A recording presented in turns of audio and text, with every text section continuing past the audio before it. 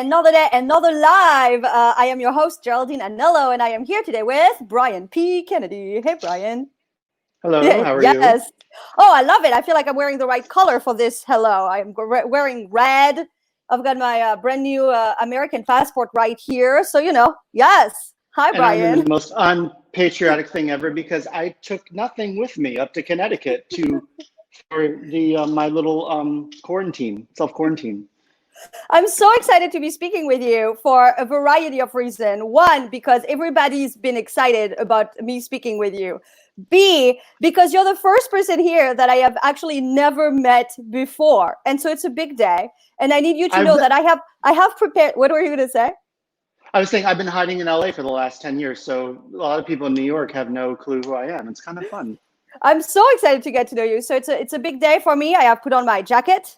I am wearing pants. You can't see them, so you will never know if they're buttoned or unbuttoned, but pants are on. And for the first time in this show, regular watchers, be ready for this. I have flashcards. Yes. I'm very proud of this. I feel like now we can really say this is a show. I can do things like this, But anyways, we have a game for you guys watching. Also, remember, if you want to ask questions to Brian, put them in the comments. I will ask them for you. Brian is the Associate Music Supervisor of Bronx Tale and Something Rotten. So feel free to ask him questions about this or life in LA, as a matter of fact. So we're going to start today with a game because, as we know in theater, our favorite game in theater when we meet someone we don't know is to find all the people you have in common. And so to help us play this game, I am bringing on my favorite sidekick, Sarah. Hey, Sarah.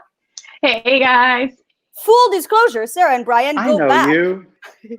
We do. We go way back. Do you know this guy too? It's the Bard. It's hard. Yeah. Please tell us more. Yeah, so I was the associate music director for the second national when Brian on Something Rotten, when Brian was our fearless leader in some capacity. Associate supervisor, capacity. And then he came and visited us a few times and told us how to do things. Like wearing a really fun shirt on a live interview. Yes, always. That's great. Thank you, Brian, for that. So tell us about this game, Sarah. What are we going to do? So Geraldine and Brian both have their Facebook open on their other device, and they have lots of mutual friends. So what's going to happen is you're going to scroll through your mutual friends, and I'm going to say stop. I'm going to say stop. Oh boy, or try to already. Yeah, or try to. Speaking is hard. And then wherever you stop, then you have to tell a story about the mutual friend that you have come across. All right, I'm going to get really long stories. I'm going to go in details. Okay, so who's going first? Don't we get a minute timer, Sarah? Oh, yes, we have a minute timer. I will then start the timer. I was trying to set up that rule, There was a hint. Clearly doing well. This is the last live of the week. It's going to be great. So we have 156 friends in common. Who is starting? You're the guest, Brian. You decide. Ladies first, always. Oh no, here I am first again. I'm never going to say it's up to the guests. All right, here we go. I'm starting to scroll now. Scroll, and stop. Liz Kaplan. Yes, Liz Kaplan is, if you don't know her name, the best vocal coach in New York City. And she's this delight of a woman. I got to meet her once. We had a lengthy conversation, and she was just so lovely. I went into her studio in Midtown Manhattan, where she has all the famous actors come to her, like Hugh Jackman and anybody has worked with her. All the Hollywood stars. And she's just so lovely, so full of life. She clearly loves what she does. And it was really an honor to meet her. I had known her name for so long, and it was I get to meet this amazing person. So that's Liz Kaplan. She's the Brian, the how best do you of the know best. Liz? I've only met Liz once, is when she was visiting LA. I want to say it was for the Channing Tatum movie. I coached them on one thing, and then they brought in somebody else too. But actually, the first time I ever knew of Liz was I was the music associate on 13 on Broadway, and Liz was the vocal coach for that production. And that's kind of when I first knew of her. So then when I saw her in LA, I was like, oh, kind of worked with you, maybe, or worked on a same show, but never actually met you. So hi. Great. Your turn. Your turn. My turn. Okay, I am ready. I'm scrolling. I'm scrolling. I'm scrolling. I'm scrolling. I'm scrolling. Bennett Braun. Pass.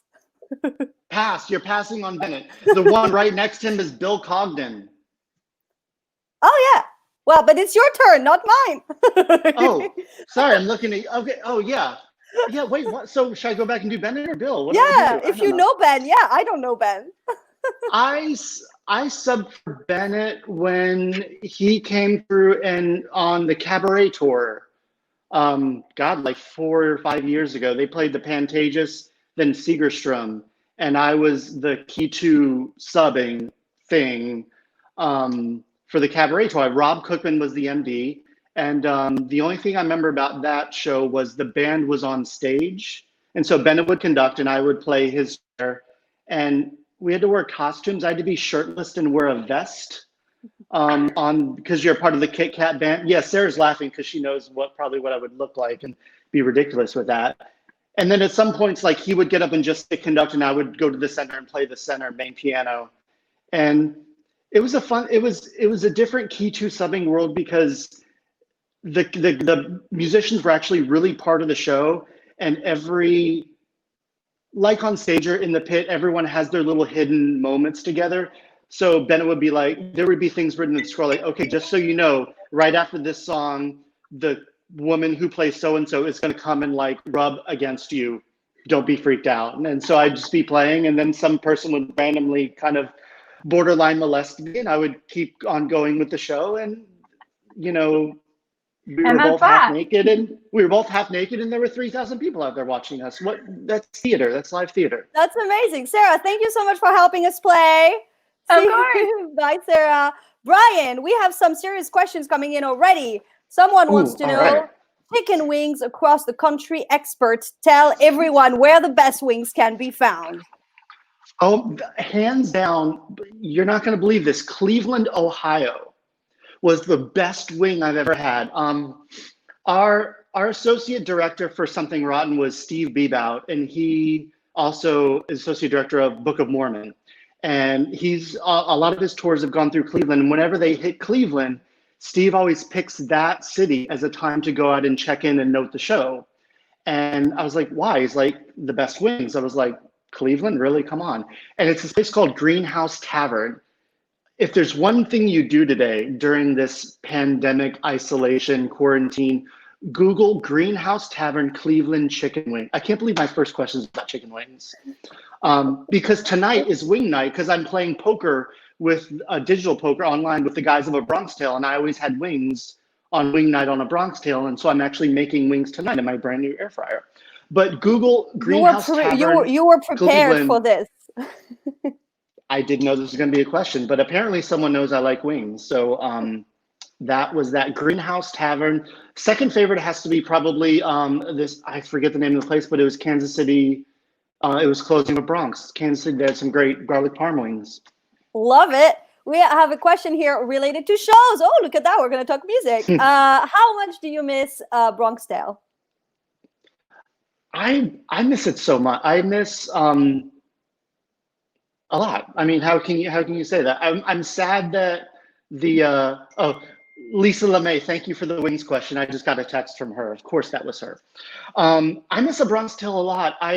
As you know, the second national tour was currently out, and it, like every other tour, ended early. They said, okay, this is happening, and I wasn't on the tour. I was just associate supervising. I was actually scheduled to go out. I think I was going to fly out in like 3 or 4 days to go visit them out in LA. And got a call from the GM and said, we're not doing any travel. And then the next day we got a thing that said that tour is on hiatus. And then a couple of weeks ago, they said, we're not opening back up like so many other tours did. Book of Mormon just did that like last week. But I miss it. It was such a great show to do. The people, I mean, I still play poker with these guys. The people in A Bronx Tale were the best. And getting to work with Alan Menken and play his music, it was just, and getting to actually work one-on-one with Ron Melrose, who, if you don't know Ron Melrose, he's he kind of came to as the supervisor and original MD of Jersey Boys. and did all those arrangements. And just to like watch his mind work and then get to work with him and Alan, it was great. I missed that show. If you ever get the chance to do it, 54-minute act 1, 45-minute act 2, we're at the bar with intermission, 2 hours. I got to play Key 2. I did Key 2 on Broadway. I was subbing for John Samorian under Smitty, whom I adore. I also missed that show so much. It was such a treat. It was like straight music, really good grooves, really fun hang. I mean, that was a great pit. And it's wall-to-wall music, so you really never get a break, but you also never really feel like, I found like when I get breaks between, like when you do like 600 runs of a show, you get a break and you're just like, but like with Bronx Tale, it was just all the way through, and I breathed, and then it was intermission, and then you breathe again, and it's you're bowing, and I'm like, all right, let's go home or go to a bar. I don't know. Here's a question: what's your favorite song to play on Bronx Tale? The great ones. One of the great ones. It's honestly, it's probably one of my favorite Alan Menken songs he's ever written. If you have a chance, go take a listen to the original cast recording. Take a listen to Nick Cordero's voice. And actually, luckily, if you've been following this, we actually got some good news from Nick today, that he's actually responding very well. For those of you that don't know, Nick is like, he's in his late 30s. He actually is like a fitness trainer on the side, but like one of the fittest, healthiest guys ever, and got hit really hard with the coronavirus. But now I think he might still be in a coma, but things are really looking up, so that's good. But every one of my answers is going to be really, really long. Just ask Sarah. I talk forever. But the short answer, one of the great ones. Awesome, great song. I love it. I love the funeral song, and I teared up quite a few times every time with the bells. And there was just the moment when the father comes back. I won't say more for anyone who has not watched it, but just loved it. Such a great show.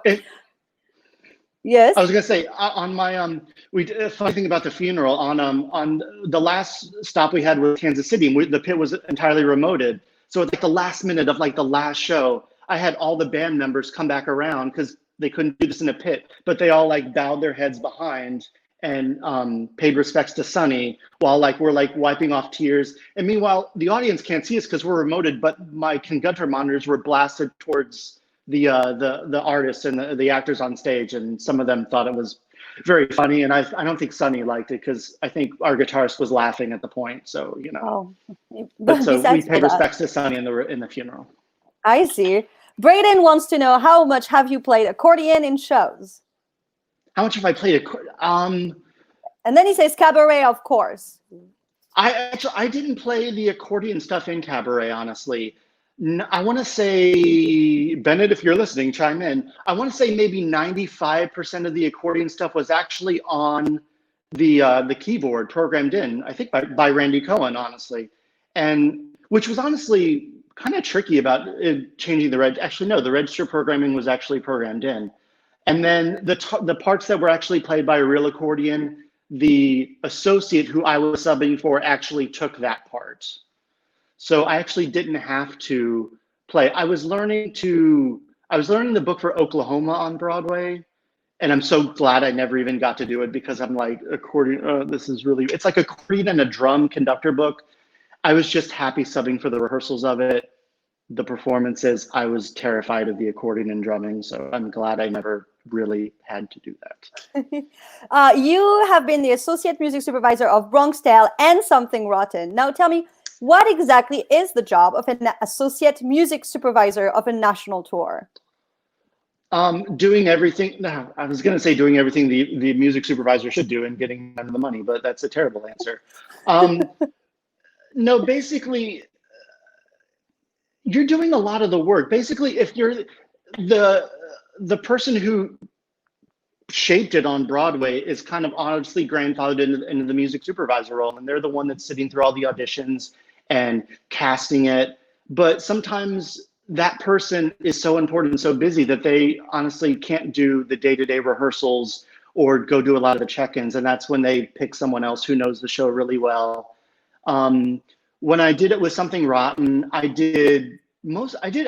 was at for a good amount of the cast rehearsals, and I was there for part of tech.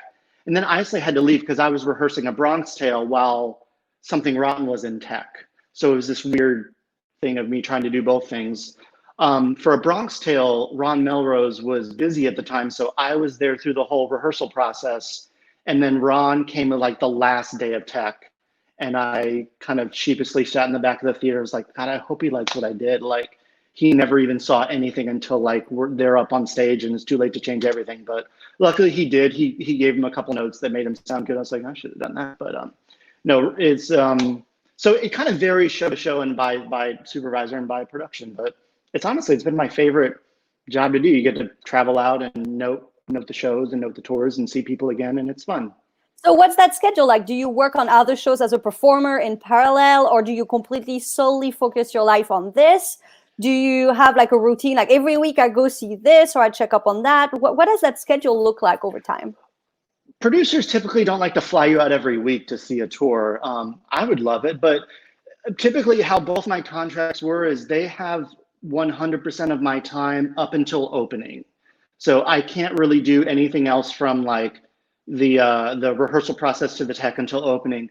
Then after opening, because you only get paid maybe a small residual, or maybe you just get a big buyout for what you did. So, and then everything else there is kind of at your schedule. So, you know, it would be time for me to go out and visit a tour, and the general manager would say, okay, what looks good to you? And I'd say, well, I'm busy this week and this week, but maybe I can go check in on this city. So luckily, once it opens, they're very flexible about doing it around your schedule. Or maybe I'm on to something else and I can't do that. And most of the time they're fine with that, because they realize that people have other jobs and we like to work, and some of us are good at it and we do it. I don't know. I'm not working right now. I'm just hanging out. No one's working. How does someone end up in that position? There are only few and far between. I would love to just jump straight to that. I want to be straight the head guy, but no, you kind of have to go up through the show. It's kind of like getting a chair on Broadway. You kind of have to start with the subbing of it to get the chair. With the supervisor, nobody would just call, like, what's going out soon? The Prom or Moulin Rouge. Nobody would call me and say, hey, you want to associate supervise these shows? I don't know them.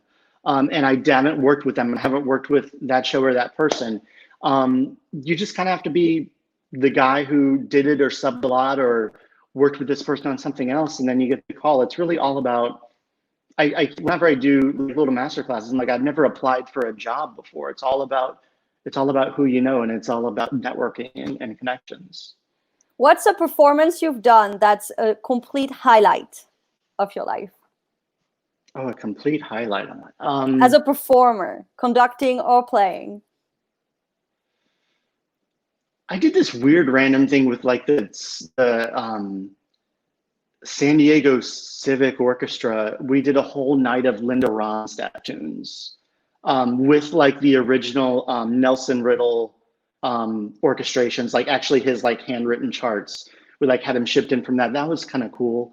And honestly, even just doing the tours that I've done a lot. Like I can sit back and think about doing Something Rotten in Cleveland, or doing it in some city that I fired orchestra members. I don't know. There's joys in, there's kind of joys in every performance. You can, in every city and every show. I mean, there's some definitely that are not highlights, but I don't know. There's a lot of too many to name. Mm-hmm. And I want to end with a fun question. I want to know about the click track voice of Something Rotten. Matt Croft, I know you're listening. The click track of Something Rotten. So when we did the Something Rotten First National, we traveled with part of our orchestra, and then we picked it up locally in every city, which is just as terrifying as it sounds. If you don't know, that Tuesday morning, I have 4 hours to teach them 3 hours of music. And then at 7:30, they show up for a downbeat. We have like a 30-minute sound check, but then we have a downbeat. And I literally just met these guys and gals for the first time earlier that morning. So we traveled, we picked up local orchestra, but with the second national, they do some one night or some split weeks. It's just not feasible to do that. So on A Bronx Tale, we just traveled the whole band. With Something Rotten, the way Worklight Productions, our general manager, likes to do it is they like to do half and half. They like to travel with 5 and then pre-record the others, which was awesome because we got to go to Nashville. We got to go to God, I'm forgetting his name. I remember his jokes and I remember his face. Went to Dan Rudin's studio in Nashville. If anyone knows Dan Rudin, the man has an ear like a hawk. And we went to his studio and we got some of the best Nashville session guys. They got an AFM buyout to play the entire show. But to do that, you have to click it. So I took the entire show and clicked it out. And as I think, I caught like 5 minutes of Ian Weinberger's thing. And I really kind of did it the same as Alex Lacamoire. Not very few sections were just, 120 across the board. It ebbed and flowed a lot. And I sat with the composers and the directors a lot to make sure that they liked what we did. Because I was like, as soon as we record this, we can't change it. Although we tried. Did not work. Sarah knows all about that. But so to do that, I had to do my voice pretty much. I had to do 3, 4, and then the click starts. Because if you just hear starting clicks, you don't know what is that. So you kind of want to know where you are. So Matt and Sarah and Chrissy and Jessie Ray and Michael probably got so sick of hearing my voice by the end of that tour, because pretty much, I think there were about 150 cues in the whole show. And most of them probably started with me going 3, 4. You just nailed it. That sounded just like the click track. That was so good. Yeah. Yeah. The audience never knew, but boy, I bet it haunted them in their sleep. They're still talking about it. That's how Apparently. I know. Hi, Matt. Well, we have a couple questions that just came in. So I'm just going to do a quick fire round here. How do you carry yourself so people know you as that guy? How do I carry? People know me as that guy, but that's probably a bad and a good thing too. How do I carry myself? Can they define that guy and get back to me? I don't know. I think it's like when you're an associate music supervisor and you're coming in from out of town. How do people know that you're the person in charge when you're not on the daily there? That's what I think is behind this question. Okay, we'll go with that. Because you were honestly the guy at the beginning. The tour rehearsals are a lot the same as theater or Broadway, where it's the first day, it's all music. So literally, honestly, as a music supervisor for Bronx Tale, the first 3 days were just them sitting in chairs in front of me, and the directors, and they were like at coffee and like not even showing up. And so like they know me because I'm the guy who started it. And so when I go in to check in on the shows, it's like having like your fun uncle come to visit. And you go and you have fun and you say, hey, how's it been going? How's tour been going? You check in with people, you check in. It's honestly more about people's like mental, like being a music director is the same as like a music supervisor, where it's more about your people skills and, checking on people. How are you doing? How's your life? What's going on? Oh, by the way, watch out for this. We might be a little sluggish in 62, that rowel's getting a little out of hand. Let's pull it back, a little bit. Or, why am I hearing all this key to this and not to none of this? Let's take a look at those balance levels. But, I'd say 90% of the job is people skills and how you talk to people and how you give respect and how you get respect too. And I did just get confirmation from that person who posted the question that was the answer to the question. So we nailed it, you and I. Woo! We did it. Brian, thank you so much for joining us for this fun conversation. Everyone, thank you for tuning in. Thanks Come for back having me. next week. My pleasure. Thanks for joining us. And everyone, I'll see you next week. Have a lovely weekend. Be kind to yourselves. You have made it another week, and I am proud of you. Bye, everyone. Bye, Brian. Bye.